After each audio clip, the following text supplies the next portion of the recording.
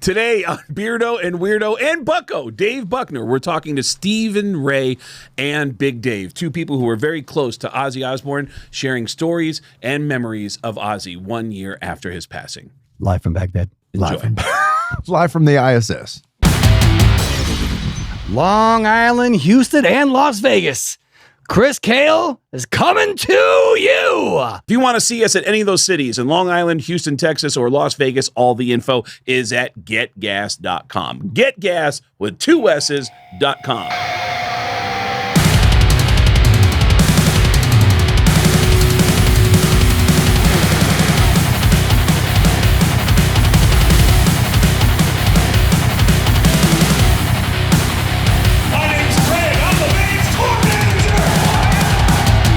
Let's do it. We are back for part 2 of a look back at Ozzy and his life, and it's been 1 year since the passing of the great Ozzy Osbourne. We're being joined by Stephen Ray, who has this incredible story that he wrote this incredible book about called Ozzy and Me, where he chronicles the life that he had starting as a 15-year-old kid, super fan of Ozzy Osbourne. His mother writes a letter to the Ozzy Osbourne fan club. They get a phone call back from Ozzy Osbourne's management office saying, come to the show that you're inquiring about and we'll take care of it. Just get yourself to Rock in Rio. And that's no ordinary concert show. That is a massive, massive festival. And Stephen gets to meet Ozzy, stand on stage with him at that show, and then over the years develops a friendship where he ends up at times in his life working for Ozzy on tour. And we have Big Dave joining us, which many of you will know from MTV. They had a reality show to work with Ozzy and work on an Ozzfest tour. And Big Dave is a pretty well-known... That's right. Big Dave, who, very similar story, blue-collar guy who started out driving limousines, and his company happened to get hit with a pickup for Ozzy Osbourne, and Dave said, I want to be the guy that drives him. And it starts a friendship, which also leads to going on tour with Ozzy, living at his house. And now here we are a year removed from Ozzy's passing, and we're looking back at the incredible life of Ozzy. And in this year since he's passed, what are your thoughts about it? Really was profound how everything ended. And with a year to look back on, Big Dave, what are your feelings about this being a year? Does it feel like it's been a year? Does it feel like it's been shorter or longer? It definitely doesn't feel like a year. No, it definitely doesn't feel like a year. It still feels, very fresh and stuff. It's just, it's real. It's weird. It's like, they say AD and with Jesus, before AD and after death and whatnot. It's like before Ozzy and after Ozzy. I feel now it's like life when you had Ozzy, and then life when Ozzy's not there. Because, come on, people, to be honest, they were like, everybody would always be like, oh, Ozzy, he should have been gone years ago. And it's like, well, if he's still here, we're good, So it's like, I don't have that little thing to like lean on anymore. Like, because I miss texting him every now and then. I mean, you text him, and then he hits you like maybe every 1 or 10, like 3 days later, but he'd still text you back because he never got the texting down unless you text him constantly all the time. It's like if he would like sometimes get the text and read it, and then he'd like respond to you like 3 days later. But I just miss having him just be around, to being able to be there, knowing I'm going to see him and goof around with him and stuff. Because even though he wasn't feeling the greatest, his sense of humor was still good, and he'd still joke about stuff, So my thing was, I was just bummed that all this happened, and really it's a lot of surgeons' fault and doctors' fault, right? And not all this stuff that everybody thought he would. That's an incredible thing. There's a lot of these surgeries and everything that people gave him false hopes. Yeah, that's the incredible thing that comes out in this documentary that we were talking about. Oh yeah, I was blown away that here in the States, somebody who is Ozzy Osbourne with the funds that he has, and the healthcare system still can't get it right for that guy. Yeah. If they can't get it right for him, we are all screwed. Yeah, it's detailed in the documentary called No Escape from Now. No Escape from Now. And Stephen... Coming Home. Yes, Stephen, 1 year removed now. What are your does it feel like it's been a year? Does it feel like it's been a shorter amount of time, a longer amount of time? Yeah, it's really. I was thinking about it actually at the weekend, last weekend, of course, because it was the 1 year anniversary of the show as well.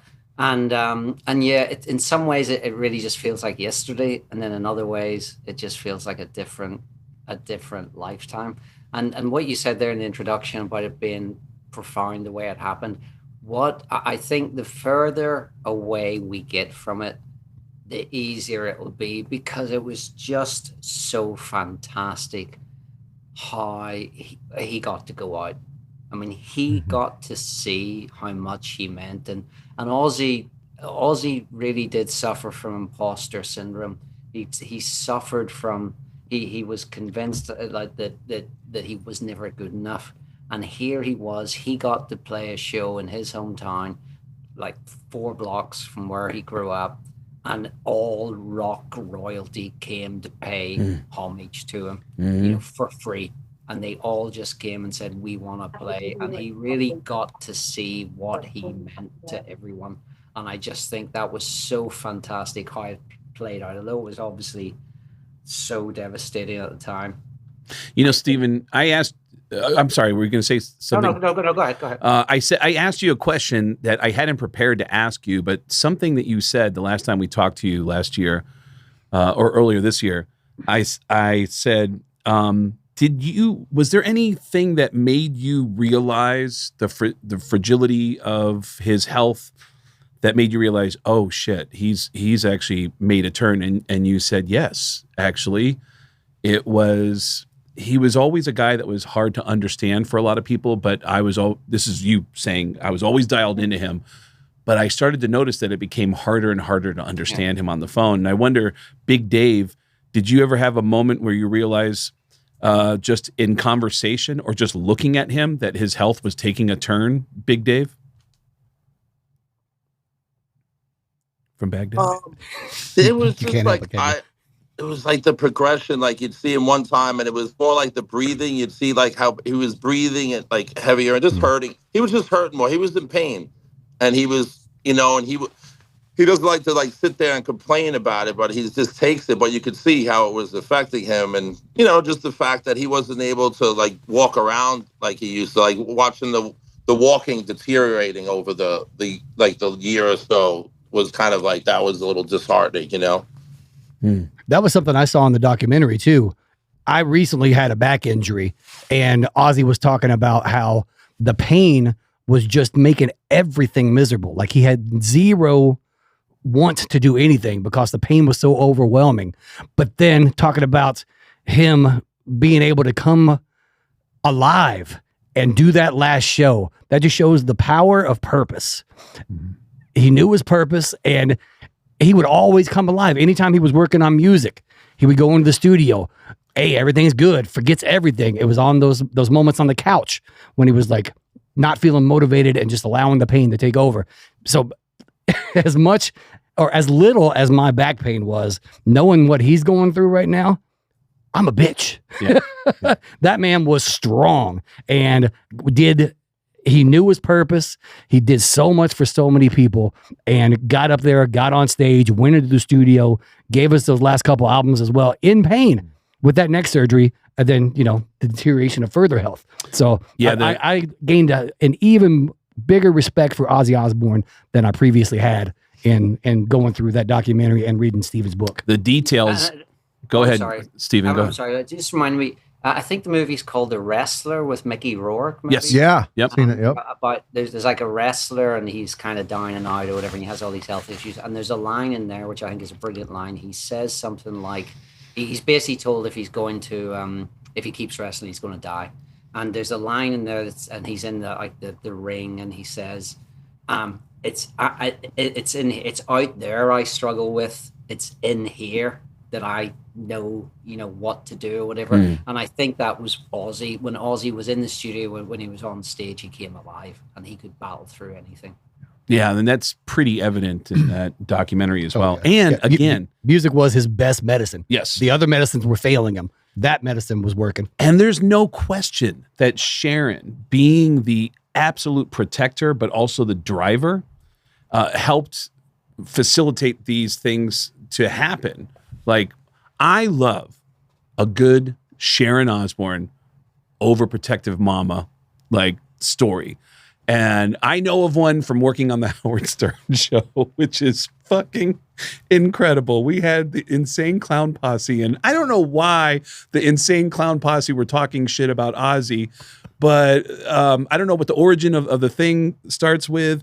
But at some point, they also slap Sharon in the press, or maybe it's on the Stern show. I just know at one point they say, Sharon Osbourne's a bitch. And they came in to do the show. They're sitting on the couch and they, oh, you know what? Somebody wants to say hi to you. And Sharon Osbourne walks in, and these two grown men are sitting on a couch just being berated by this woman who her opening line was, I heard that you guys call me a bitch, and I am not a because bitch. I'm not a bitch. Yeah, I'm a that's the ball reputation you got. and I'm going to rip your balls bitch. off, and I'm going to shove them in your mouth. And it was like, whoa! And she just comes in swinging. But something funny did happen. She said, I am willing to bet right now, I'm willing to bet $50,000 because you guys are such losers. You are such nobodies. I will bet $50,000 that the next Insane Clown Posse record won't even sell 200,000 copies. I'll bet you 50,000.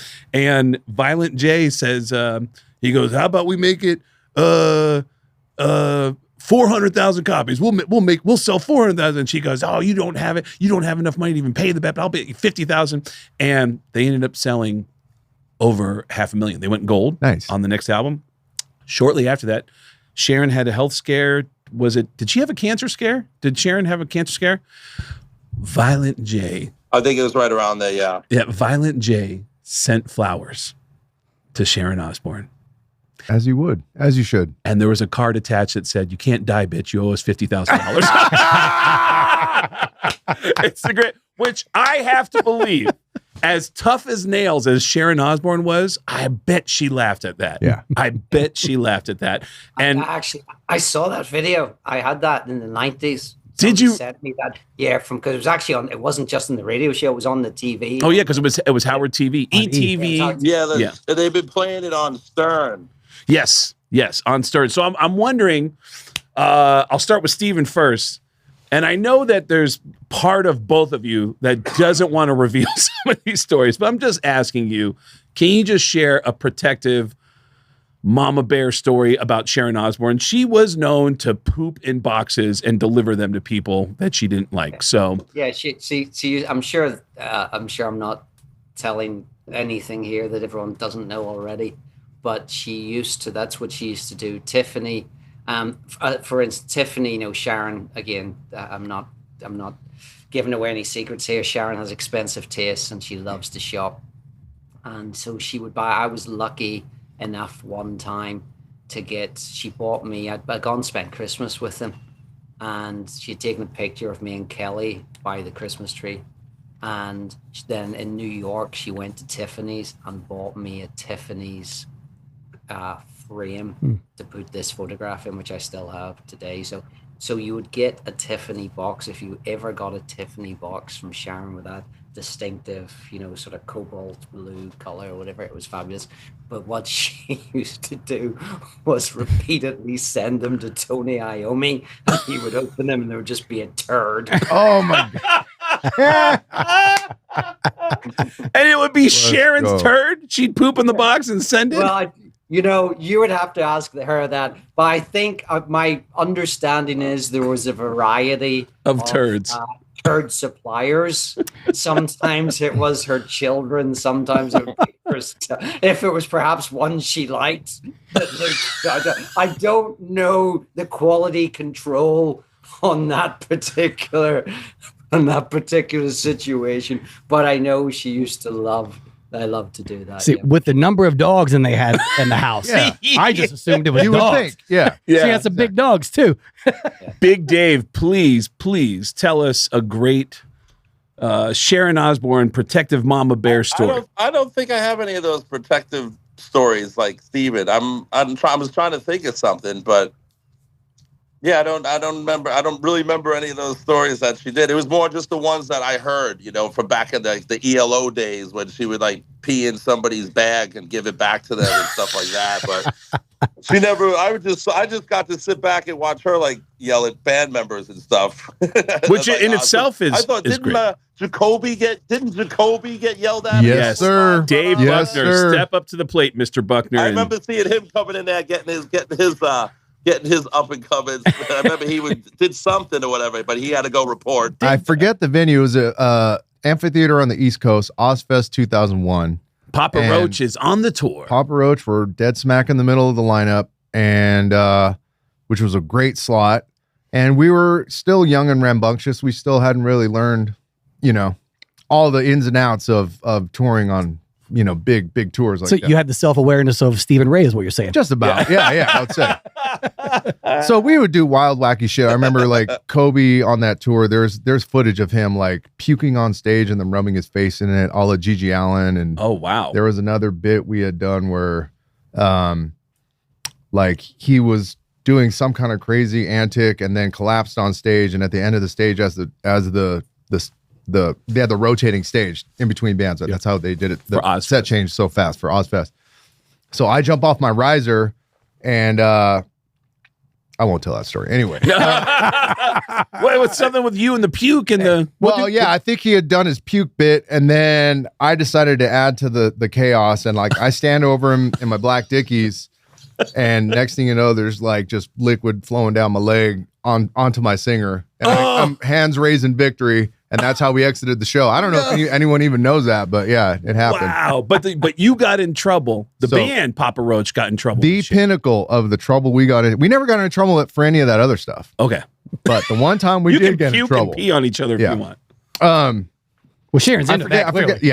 I forget the venue, but it's a amphitheater on the East Coast, and it had rained either that morning or it was like still raining that day, and we're right in the middle of the day, so the ground had absorbed, moisture, whatever. There's a bunch of mud, Yeah. and people in the back, like to the seat, the front close to the stage of seats, and in the back in the lawn, people start throwing mud.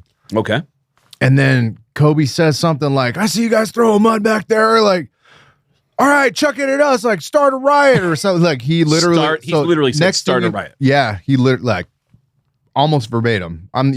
So the first thing like we see like mud chunks flying at us, right? So because people maybe it's not making it all the way to the stage, so it's like going into the seats, and then people are picking it up from the seats and then chucking it at us. Oh, and it's a big mayhem. And then we start seeing chunks of like sprinklers, like they had torn out the sprinklers, so they were pulling sprinklers out of the lawn. And then I think there may have even been some folding chairs coming up on stage, and it was just wild. So I believe we finished our set, but right when we get off, right when our A&R guy Ron had happened to be on the tour on that show, and he's like, "Kobe, we got to get you out of here. Like the cops are here, they're looking for you." And so Ron, and I believe in coordination with Sharon, like because this is like just how gracious Sharon can be, even in this situation. They had found like he snuck out in the trunk of somebody's car. Sharon facilitated that. She helped him get out. I believe so. I believe that's how it went down. They're like, "We got to get Kobe out of here. They're going to arrest him for inciting a riot." So they sneak him out. I think it was Ron's rental car or something like that. They throw him in the trunk and they get him out of the venue, out of the state, I think, because it was like they could have gone in the jurisdiction, was whatever, the whole state. So the next day, we're at the next show, and so he walks away like unscathed, I think. Right. And well, the police are looking for him. He sneaks out of. Somehow we get this rock star gets him out of the venue. Yeah. Sneak him in the trunk of a car in the middle of the summer. And then the next day, this is my recollection, is that thank God Kobe didn't get arrested. We're all good. But then we get a call over the radios in our green room. Something a little worse than the cops was waiting like, for. They're like, Sharon wants to see Jacoby in the production office. Oh. And we all just looked at each other like, oh shit. We were getting kicked off. Totally. And so like Kobe, humbly walks his way, tail between his legs, walks in the production office, and like from what I heard, what he told me, she let him have it like she's like, the fuck you're doing, like, we can kick you off this tour right fucking now. Matter of fact, we should, and like you shouldn't even be paid for, like, you need to like pay for the the sprinklers, whatever. It's like she just let him have it. But at the end of it, she was like, she had decided, like, no, you could stay on the tour. We finished the tour, but she gave, it was a healthy thrashing by Sharon. Yeah. Wow. You know what? I'm realizing. What were you going to say? Something, Steven? No. Go ahead. Sorry. Big Dave, I believe, was working on the tour where Sharon famously, literally, unplugged Iron Maiden in the middle of their show. Weren't you on that tour, Dave? From Baghdad? Damn. Yes, I was actually. If anybody was at that tour, at that show, I went to the merch booth, and I had gotten a pair of Ozzy female booty shorts, and I put those on, and I went. We used to have at Ozzfest. They used to have a body painting station. I remember that. We talked to the guys, and they body painted me up like the Trooper.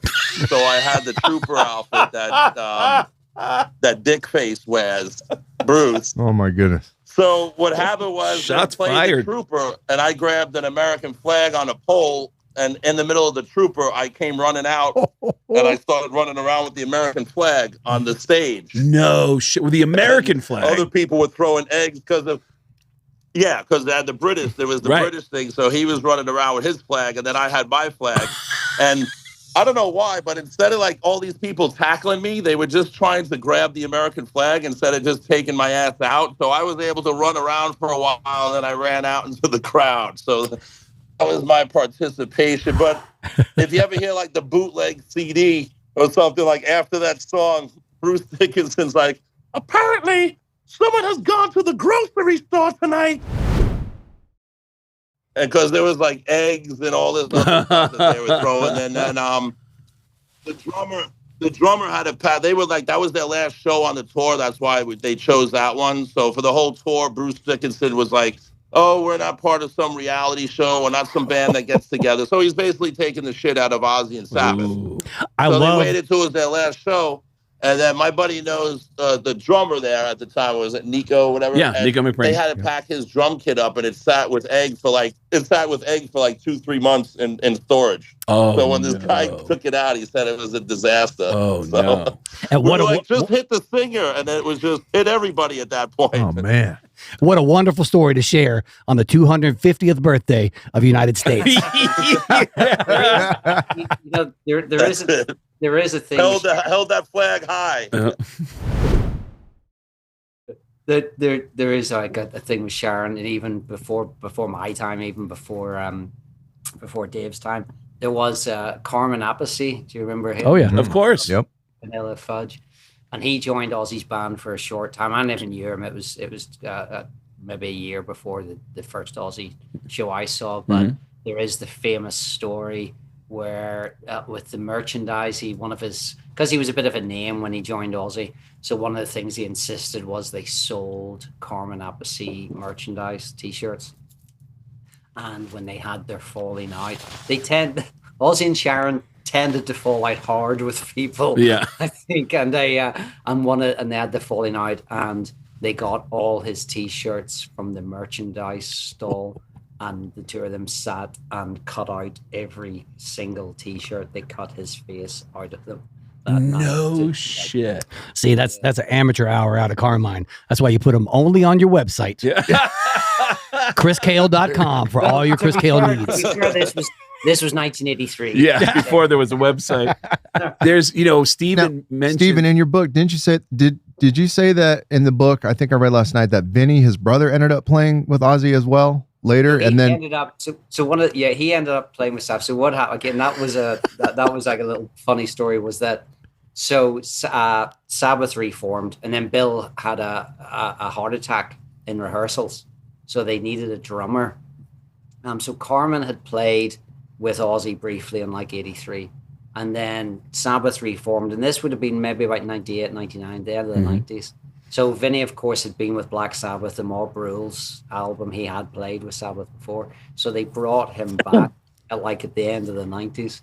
And I went to Budapest. I wasn't working for Ozzy at the time, just as a fan. I went to Budapest, and I went to Ozzy's hotel to say hi to Ozzy and Sharon or whatever. And I go in and Ozzy's there and we're talking and Ozzy's going, have you heard a bit about Bill Ward? Have you heard? And I was like, yeah, no, he's not playing. He goes, yeah, we had to get Carmine Appice back in the band.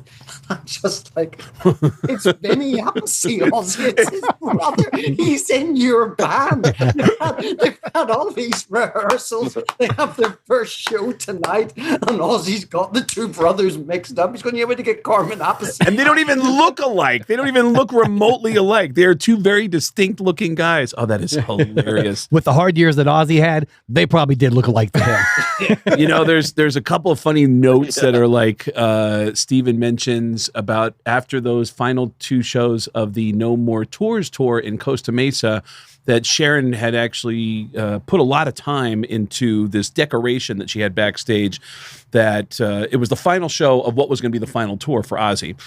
And they had a record label party backstage in Costa Mesa where Sharon had put this incredible design that was revealed in the middle of the party, and was this 6-foot tall structure that had all of his platinum albums of all his solo albums with the record label. And a guy from the record label looks at Ozzy and goes, yeah, this was my idea. Oh. And because he said that, Sharon sent him the bill for creating that the next day. I was like, that's fucking great. Steve, And that's actually on display in the museum in Is it? Birmingham. Oh, beautiful. Yeah, really? It's funny. Yeah, because it's funny you say that, because I went to see the week of the show. I went to the museum. You know, I'm there a week early, and I went to the museum with the woman who still works for the Osbournes today, Lynn, exactly. Yeah. And she was the one who opened my letter 40 odd years ago.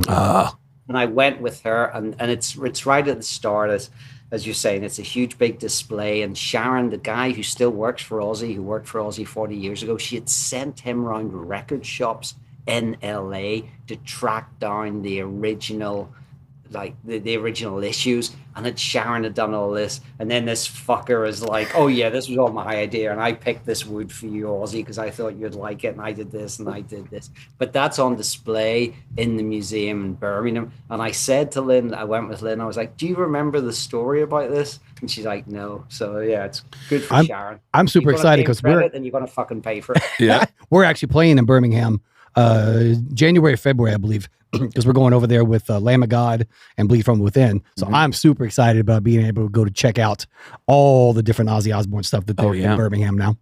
Yeah, Steven mentions in the yeah, go ahead, Dave. Well, Steven, we'll hook Chris up with our the ambassador over there. Yeah, we got a guy for you. We got a guy that'll take care of you. Don't worry. Perfect. Thank you so much. That's beautiful. Steven, Steve, I'm curious what Dave's response to this will be, because Steven mentions in the book that at that time when the No More Tours thing, and I want to wrap that up and get right into back to the beginning and then Ozzy's passing and your memories of that. But at the end of the No More Tours tour, there's a moment where it's like, all right, well, the Ozzy operation is over. The touring part of Ozzy is done. And Lynn reaches out to Steven to help get everything together out of the office they had in London, because they're going to close the office and Lynn is going to start working from home.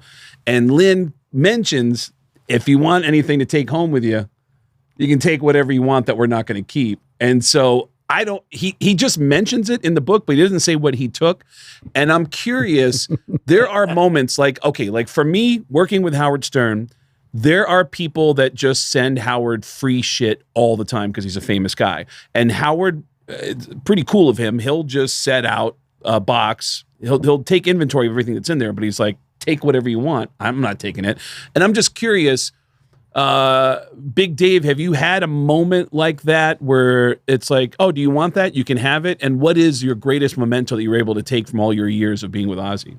Not so much like stage stuff. I mean, I always kept my call sheets and I always got guitar picks and I always saved my sticky passes and stuff. But for me, the best times were in LA when Sharon needed to clean out the house lockups. So we used to have a bunch of lockups of just house stuff because the house would transform literally every year or so. There'd be a bunch of new stuff come in. So then it'd be all right, I need you to go to the warehouse and take everything and take it out of the warehouse and lay it out in the parking lot so I could walk by it and see it.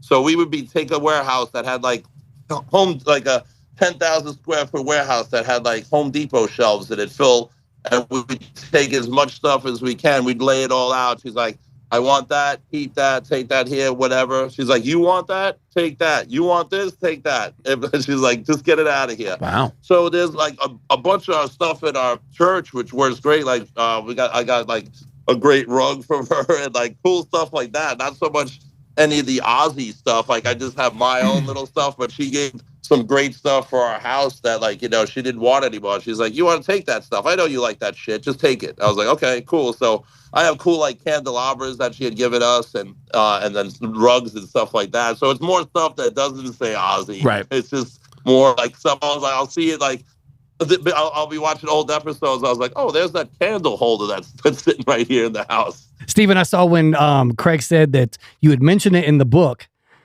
but you didn't say what you got. You had a good laugh when he said that. Yeah, because the reason I'll tell you a couple of things. The first is because we mentioned Lynn there. I think the most probably I don't know. I guess the thing that's probably worth the most, if you like. Can you guys hear that? No. Oh no, it's crazy thunderstorm here in Louisiana. It's Dave getting ready to insult somebody else on this call. Dave, if those bombers passing over Baghdad and hitting New Orleans, I believe in them. But so anyway, start again. Probably the most I guess the thing that's worth the most that I own is when Sabbath reformed for Live Aid in Philadelphia in 1985. They put a flyer in all the dressing rooms. And it was about a Chevy. They wanted every artist to sign a Chevy. So and because Chevy had donated this and it was going to be auctioned. So there's a flyer that says, you know, Live Aid, Feed the World, please stop by the Chevy and sign it. So it's a piece of paper. And then on the back side, Lynn got the 4 original Sabbath members to sign that to me. Oh, wow. So how many paper memos from Live Aid do you think are still left in the world? Right. Oh yeah. And mine is signed by the 4 original Black Sabbath guys. Wow. So that was a gift that Lynn just happened to give me. But the reason I was laughing when you were talking about that is because I have Sharon. There was a rock artist in the 80s. She was like famous in the UK, and she would like just paint pictures of rock stars. And Sharon commissioned her to do 3 like sort of 5 foot, 6 foot paintings, one of Randy Rhoads, one of Ozzy, and then one of Ozzy, Sharon, and the 2 kids. But when they arrived at the office, Sharon was like, I don't like these. Dump them. I don't want them. So Lynn said to me, do you want these? And I was like, well, sure, but this is London. I lived in Belfast at the time. So I had these, and they're kind of like it's sort of like on a hardboard type things, like that thick, and they're like 5 feet, 6 feet tall. But I honestly can't remember how I got them back to Belfast. I don't know if I put them in a car and drove them or whether I took them on a plane. But anyway, my mother sold her house earlier this year, and I had to go home to her attic and like sort through it. I have these 4 things like in my mother's attic that I have no clue what to do with. I don't know. One's Ozzy, one's Randy Rhoads, and one's the family, and I just don't know what to do with them. But yeah, they were, as Dave says, the Osbournes have always been so incredibly generous. I mean, I remember, I think I mentioned this in the book. I remember they would send like They sent a test press in the Ozzy of some shirt or something. And I just, that's a nice shirt. Ozzy goes, hey, do you want it? Take it. And Nice. he was always doing stuff like that. So 3 paintings and not one of Bob Daisley. Odd. I tried to sell it to Bob Daisley. He offered me $3. He's like, all I got is $20, bro. So looking back on that incredible day of July 5th of 2025, are there any memories of that day? I'll start with you, Dave, that were small in that moment, that kind of struck you as much bigger in hindsight because Ozzy passed after this? Live from Baghdad.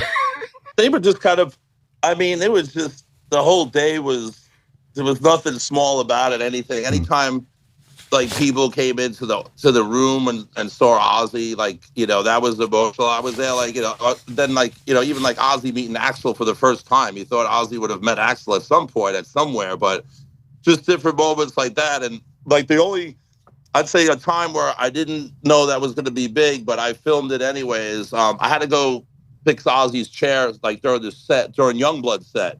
And then I remember Adam Wakeman, who's currently out with Jazz Sabbath right now. So if you guys get a chance to go to Jazz Sabbath, check them out. Meanwhile, he told me that you better watch the Youngblood set because it's going to be pretty good. And so when that Changes song was coming on towards the end, when he improvised and he just had the whole crowd singing, like I was like, oh, this is probably going to be cool. Let me film this. So I'm like the closest person filming him at that show and like right underneath him. And then he started doing the a cappella with the audience. So that was a pretty awesome moment because he was like, well, I knew Ozzy was showing up at that point. So I wanted the crowd to be really loud when he showed up so he could hear him. So, I mean, that was pretty awesome. You know, that was kind of the moment that I didn't expect about like Youngblood actually kind of being like one of the highlights of it, you know, won a Grammy. So, you know. Oh, yeah. But that was pretty awesome. What about for you, Steven? Any moments during that July 5th show, back to the beginning that might have been small at the time that seems more profound now? Life for Baghdad. Baghdad. Is Steven gone? He's still there, but he is in the middle of a thunderstorm, so Maybe he lost it too. He dropped out. He had that storm in New Orleans. Yeah. I guess it's only fair that one of you drops out on one call and then the other drops out on part two.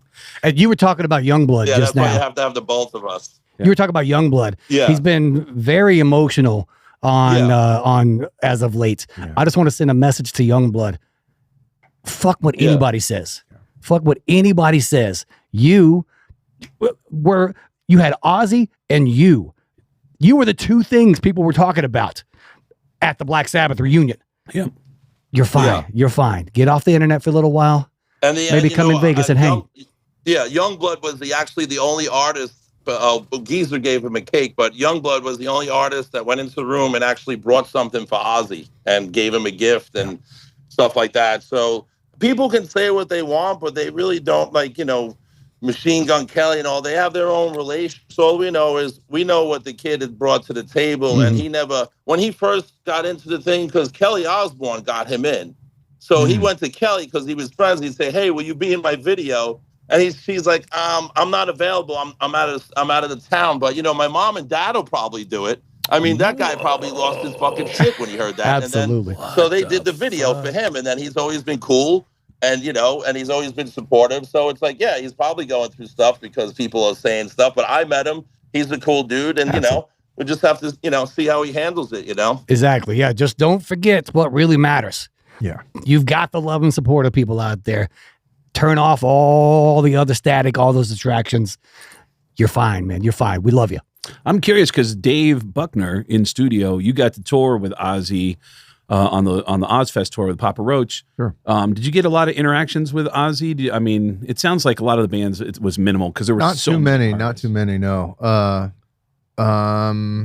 The one instance, and I've told this story before. Mm-hmm. I had the opportunity to have lunch with Ozzy in catering one day, but other than that, that's like really the only time. I maybe had dropped by other times later, like where we had backstage pass, and I was at an Ozzy show and got to say hi to the Ozzy and Sharon and the family. But other than that, yeah, I was very limited. I wasn't really in that circle like that, like a lot of other people were. I think on the last episode that we did with Steven, I was talking about the one interaction I had with Ozzy Osbourne was on the No More Tours tour. As a radio DJ, I was a college radio DJ. Yeah. And we had backstage passes from the record label or somebody and got to get in there and take the picture with him with the little Polaroid, did all that stuff. And Ozzy sat there and talked to us, a couple of radio DJs on a college station from Lexington, Kentucky, for a good 10 minutes about how much he hated fucking doing videos. Yeah. It was wonderful. So for him to take that kind of time with just two normal dudes in radio, that tells you all about Ozzy right there. He was there for everybody. Man. That's amazing. I was always intimidated by him. Like there's just one.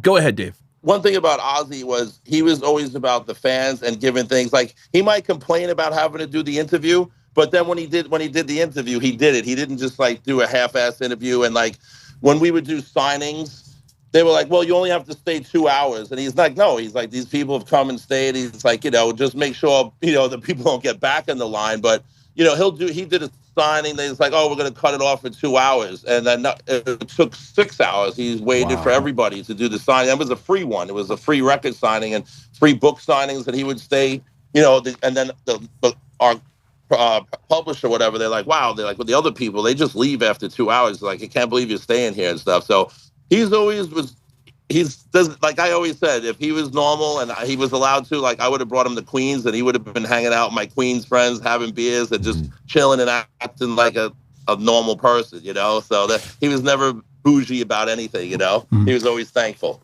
I think Steven is back with us. Steven, are you there? I'm sorry, I'm on my phone. How the turntable? Like New Orleans. Steven, live from Belfast. I would take my chances in that shelter in Baghdad over New Orleans in July. Let me tell you.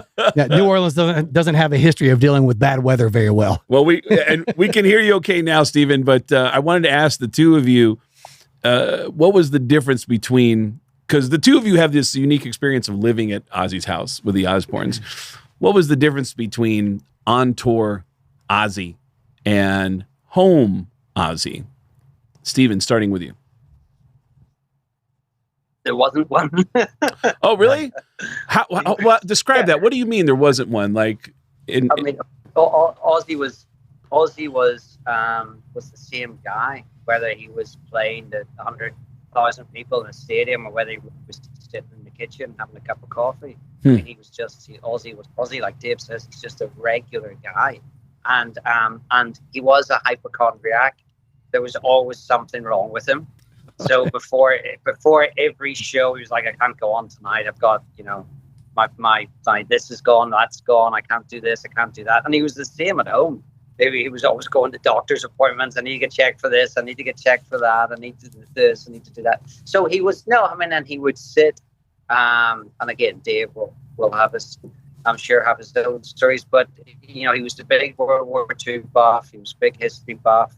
He would sit and watch documentaries. He would sit and watch TV. And in the studio, in the dressing room, he'd blast music often. But it was the same sort of thing.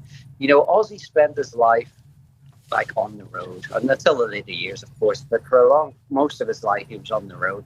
And so when he did get in the hotel room or he did get at home, he didn't, he wasn't the sort that was like, let's go and do this, and let's go and do that. It had to be something special for him to want to see. It had to be like World War II related, or it had to be, like something out of the ordinary. But he wasn't, he was never like a performer. He was on stage, of course, when he got on stage for that hour and a half or 2 hours, or whatever it was. He was a performer that way. But Ozzy was Ozzy. He was the same guy, whether he was in a dressing room or whether he was a thing. You were talking about how Ozzy didn't like to do anything. In that documentary, there's a section, one of my favorite Ozzy moments in this thing is Sharon's like, I want to go do this, I want to go do that, but you never want to go out and do anything. He goes, we bought an expensive house. Why don't I want to use it? Big Dave. Well, that was one thing when we were on tour, like when we go to different places, especially like if we were like New Zealand or something like that, when the guy would be like, oh, I know Ozzy likes Manuka honey, and they want to take you guys out to the rainforest there and this Manuka honey place and they're going to have this big spread and all this food. And I'd be like, how far away is it? They're like an hour and a half. I was like, oh shit, we're not going. Yeah. Even like a half hour was like his limit from the hotel, and it had to be really something good. But we'd be like, Ozzy, don't you want to go out and do this and do that?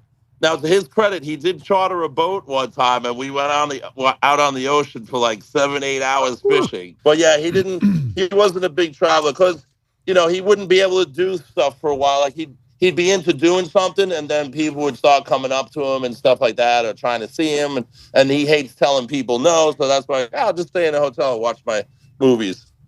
Were you ever in that position of having to guard him from fans coming up when you were in public with him?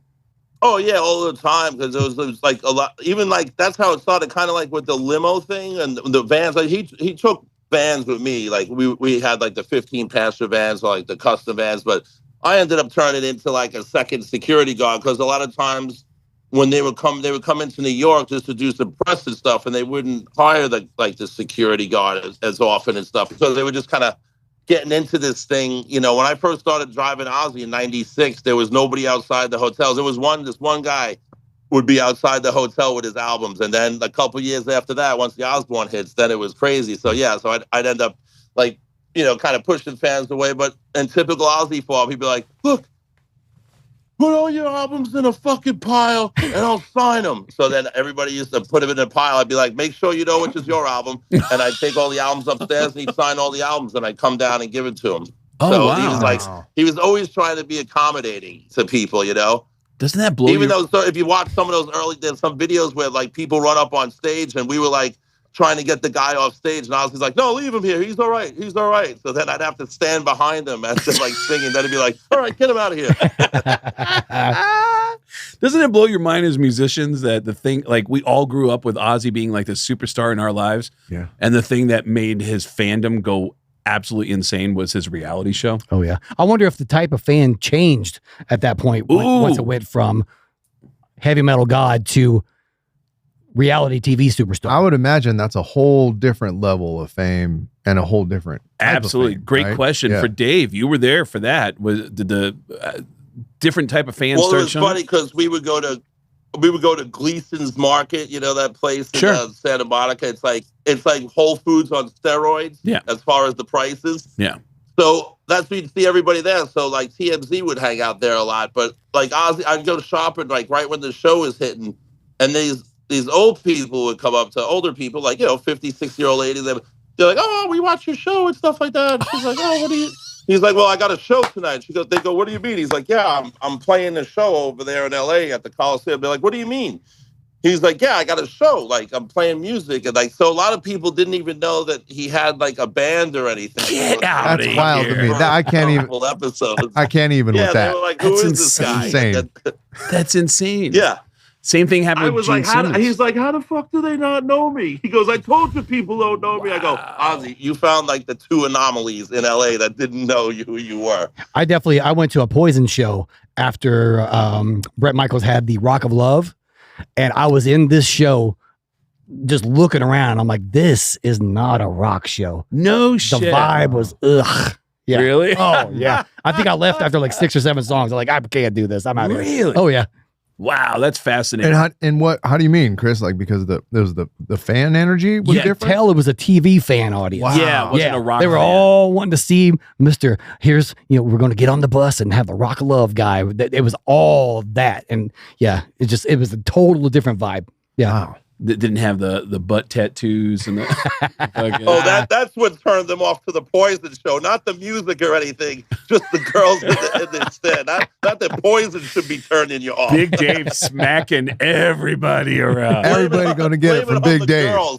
I'm curious, Dave, because we got to start winding this down. But for you and Steven, I wanted to know what made Ozzy He's laugh. a snappy one. What made Ozzy laugh the hardest? Well, during the show, but my times during the show, let's say when we would be in the quick change booth during the drum solo, I'd be sitting there with Ozzy, and like if he was like, he was having a good night or whatever, he'd sit there and just start messing with the drummer. Like when Tommy would do his solo and then stand up, he'd like make like sheep noises or make farting noises or just like whatever, and he would just laugh his ass off and just look at me like a little kid and he's like, "Should I do another one?" I'm like, "Fuck yeah, let's do another one." So, like, those were great times. Like, those 20 minutes every night that me and him had in that booth, it was just like me and him. And, like, the stuff that he said and I said, and just, like, some nights he wouldn't even talk. He'd just, like, give me a look and, like, pat me on the back and just, like, shake his head. And then, when he wasn't feeling it and stuff, or he was like, good job. But it's like, those were great times in there because it was like, he was in his own world over there, just having a good time, messing with everybody. And Steven, any thoughts about what made Ozzy laugh? They're definitely messing with people. I mean, I think I mentioned this in the book that we had a guitarist called Joe Holmes, and Joe was a great guitarist. Dave mentioned he was one of Randy Rhoads' students, but he was very uptight, Joe. And he used to, he was so fixated. He had that perfect sound and he had to do this and he had to do that. And Ozzy, of course, that's like if you tell Ozzy something like, you say, Ozzy, you can't walk over there, then Ozzy walks over there. And, that was like a red rag to a bull. Yeah. So he would deliberately mess with the set list. He would call a different song and Joe would go and switch guitars. I go, actually, no, I'm going to do this. And then Joe and he would just be like this. And his water gun, it got fairly tense there a few times. That to Ozzy, it was just a joke. He had he started off with buckets of water. He had a bucket of water, and then we had a couple of buckets of water, and then one tour we had the water gun, and then the water guns got more evolved, and the water guns got bigger and more powerful. That was some of my favorite stories from Stephen's book, was Ozzy's pranking and really getting on in the head of Mr. Holmes. Oh yeah. Is he would just boom straight into Joe's guitar, and Joe would just lose. He would just be like, and Joe would threaten to quit, and he says, "That's it. That's some disrespect," and all like this. And to Ozzy, of course, he's just like, "It's a joke. Calm down." Well, we got to wrap this up, and the final question, obviously, is you guys are all in Birmingham for the final show, and I'm being mocked by Chris and Dave this whole episode. Never. No. But you guys are in Birmingham for the final show, and then 2 weeks later, you got to come right back. And the funeral happened at the Osbournes' house, right? Yeah. And there. what are your memories of that moment back at the house? I really don't want to talk too much about that because those were kind of like, that's a private thing for the family and stuff. I don't know if they have spoken about it, the family, and I absolutely with Dave there. I feel that's they lived their life in public, and to me they deserve to grieve in private, but absolutely I'm sure at some stage they will talk about it and what happened. And so I'm with Dave in that, but I will tell you one thing, is that we've talked about bass players earlier, Mike Inez. And so as you can imagine, Which can I just say, I don't know anyone. I know a lot of people in the industry. I don't know anyone who doesn't absolutely love Mike Inez, including myself. Agreed. Because I just think he's just one of the best human beings on the planet. Agreed. Yeah. Absolutely. Great guy. Actually, I was lucky. We had dinner with him when we were in LA a few weeks ago, and he's a good guy. But the funeral, as you can imagine, full of emotion. It's quite a small thing. Again, Dave and I are very privileged to have been invited. But Ozzy's coffin's there, and we all sort of took a turn to go up and sort of say our goodbyes or whatever. And I came down, I'm standing there with Mike, and the two of us are just standing looking at each other. And Mike goes to me, "Well, at least I guess this means we don't have to be friends anymore." Oh man, that is Mike Inez. And I just thought, Ozzy would have laughed. Ozzy would have laughed. Yeah. He would have laughed at that. And I'm just like, fuck me, Inez. You're just like, it made me laugh. And it was great. And that humor, Ozzy hated people crying. He hated in front of him. He hated people being sad. And of course we were, but he would have loved that joke and Inez saying that right there at that moment, I feel. Stephen and Dave, thanks for joining us and sharing your stories about Ozzy, about Sharon and your time with him. Stephen has an incredible book, Ozzy and Me. It's available now. It's easy to find online. Again, can you give out the information, Stephen? Yeah, sure. You should be able, if you Google it, it should be available. Amazon, Simon & Schuster's website, on Barnes & Noble, any sort of local bookstore should be able to, or it's Simon & Schuster, big New York publisher, so hopefully it's easy to find. And Big Dave. Don't forget that Russian version. There's a Russian version that's coming out as well, so you want to get your hands on that one as well. That's right. It's already out in Russia. I had an email from somebody in Russia just the other day. Russia and Poland. That's my demographic. The Russians and the Poles. And Big Dave, social media for the charity event that you got, or the charity work that you guys do over there? Yes, we have the Enchanted Animal Rescue. There's also our store, Deceased Vintage. You can find online. And my wife, the Enchanted Church. So that's our three things that I'm involved in now. So, and then keep on Craig Gass's website for the show at Big Dave's Enchanted Church in Ohio. Yeah, that'll be coming up sometime this year. We're gonna do a comedy show up there in Ohio, and we're gonna work out the details and make that happen. So, Dave, and then the bomb shelter in Baghdad.